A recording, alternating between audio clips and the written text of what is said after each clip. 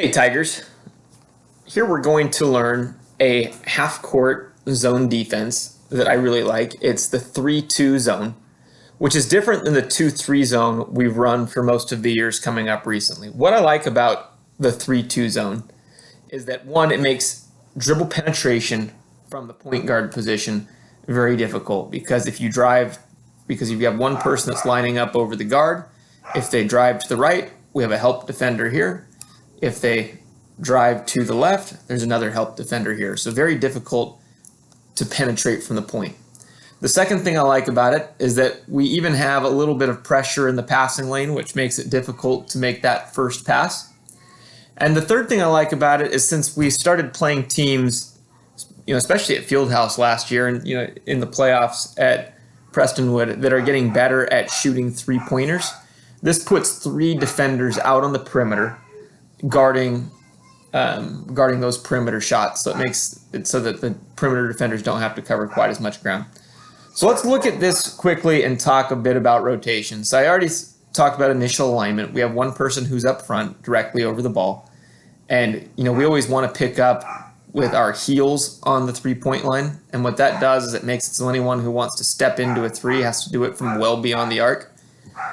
The other players are going to be around three-point distance, just inside the three-point line. Outside, you can see them elbow extended, just inside the three-point line. Elbow extended, just inside the three-point line.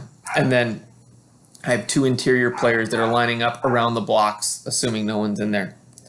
Some things that may change our alignment depends on how the defense lines up, right? If there is no one out, if there's no one in the paint, we can extend a little bit, but we still have to be ready to help on the drive.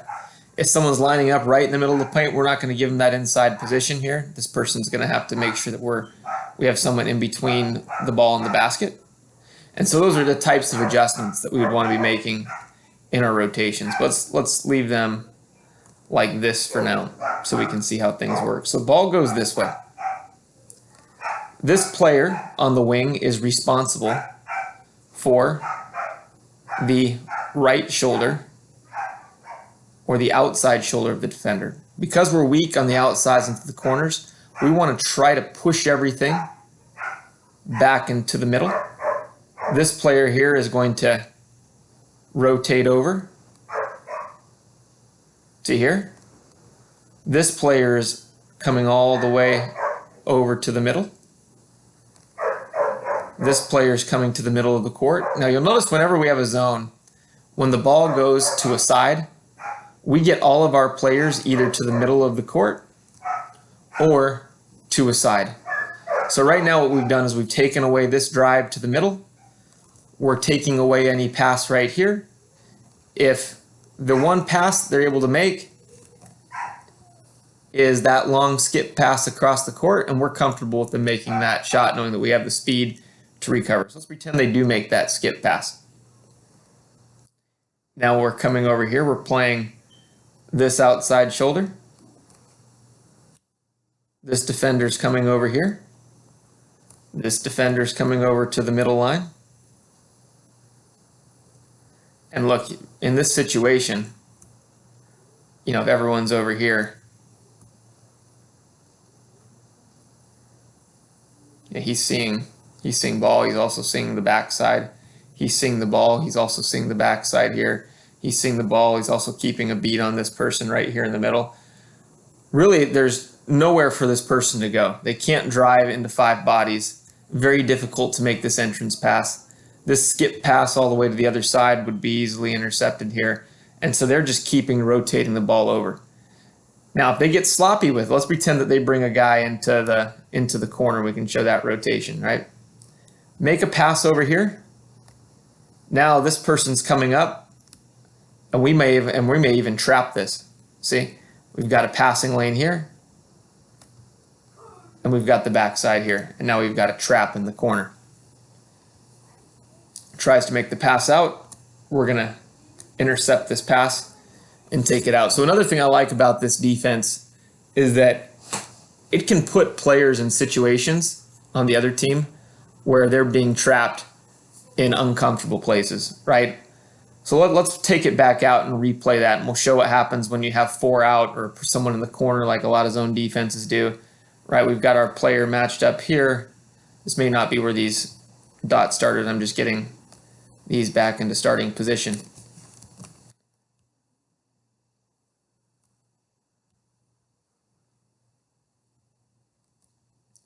Is let's say that they pass here.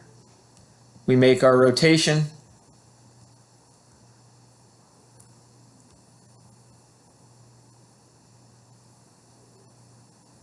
He's seeing this backside. He's here.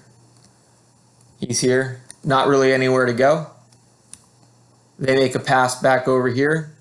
And because there's really no penetration angles from the top, they may say, hey, we've got to work it into the corner. So they pass it here. They pass it here. We're making our rotations. He's coming out here playing this outside shoulder, pushing them back into this defender.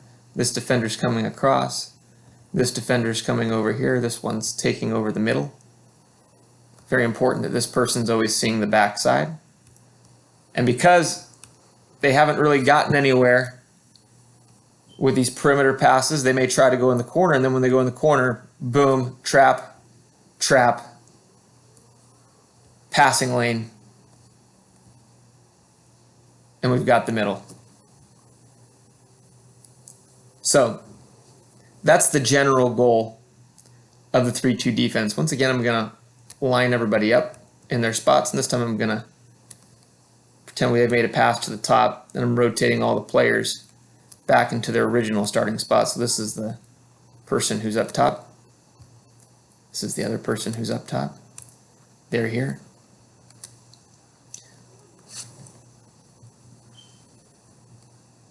What happens if they play this like we do, right? They've got a high post. They've got someone here.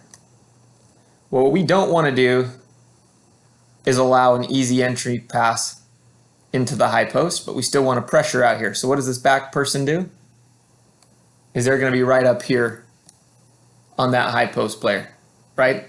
If they see a cut in the back door and they're beat, they're going to drop back and make sure they've got that. But we're not going to let the inside pass come.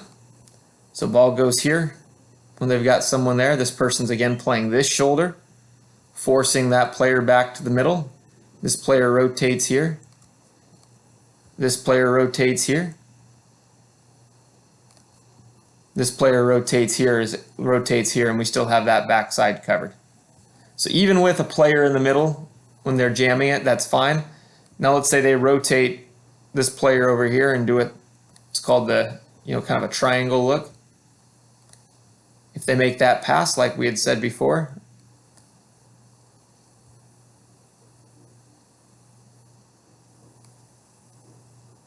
this player is going to rotate. This player is going to rotate. This player's here.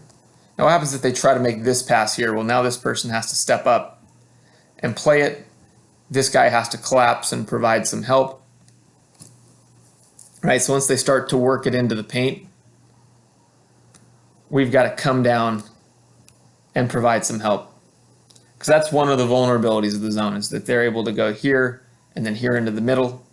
That's all there, but we're going to put our shot blockers in the back row, and they're going to use their length to get in those passing lanes and bother those shots, and then we're going to use our speed on the perimeter to pressure. So let's get the ball back up here. I'm going to show our starting positions one more time so you can remember what a 3-2 press looks like. Now remember, we're probably going to run this 3-2 press starting this summer instead of the 3-2.